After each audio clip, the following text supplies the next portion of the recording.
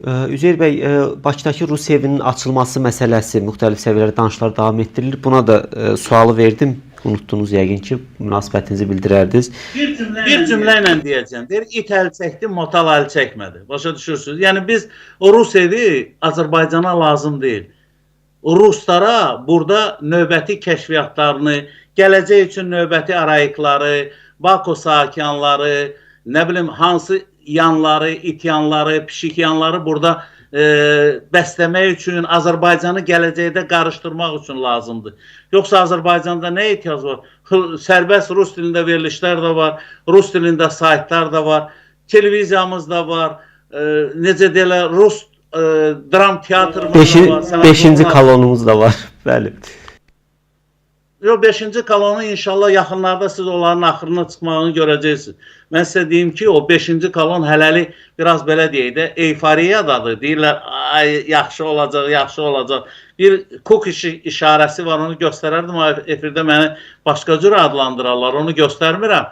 Sevinməyin, sevinməyin. 5-ci kolonun anası ağlayacaq. Və buradan mən sizə yenə də deyirəm. O 5-ci kolona xidmət eləyən, Azərbaycanın o qara günlərini görmək istəyən çaqqal yığınağı uluyacaq. Mən sizə yenə deyirəm, o trolluq eləyib, nə bilim, Slava Rasiya, Slava nə bilim, hansısa bir cinayətkara yazırlar, Slava, yəni uşaq qanına əli dizə qədər batmış ordunu tərifləyən var, tərifləyənlər var. Hələ də yatıb yuxusunda Rus əskərini Bakıda görmək arzusunda olanlar var. Gözünüzdə qalacaq, narahat olmayın. Heç vaxt o gəmi bir daha geri qayıtmayacaq.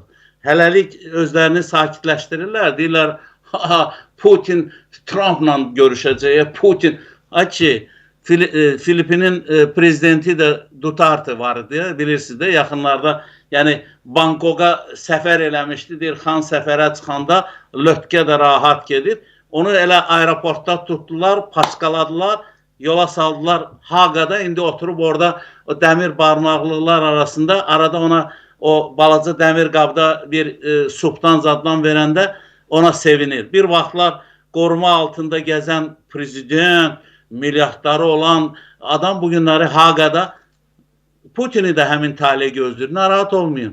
Bugünləri Putin oturub orada Trump'ın o belə deyək də hərəkətlərini o tənzimləyir.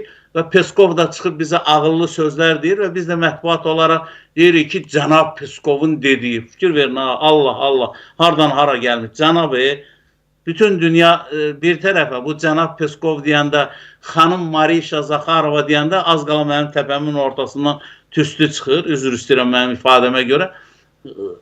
Onlar heç vaxt adam olmayıb, o yadınıza gəlir məşhur tamaşada olduğu kimi deyir, sizi bura yığmaqda məqsədim odur ki, sizdən bu efirdə gördüyümüz adam da daxil olmaqla, sizdən adam olmuyor və heç vaxt da adam olmayacaq.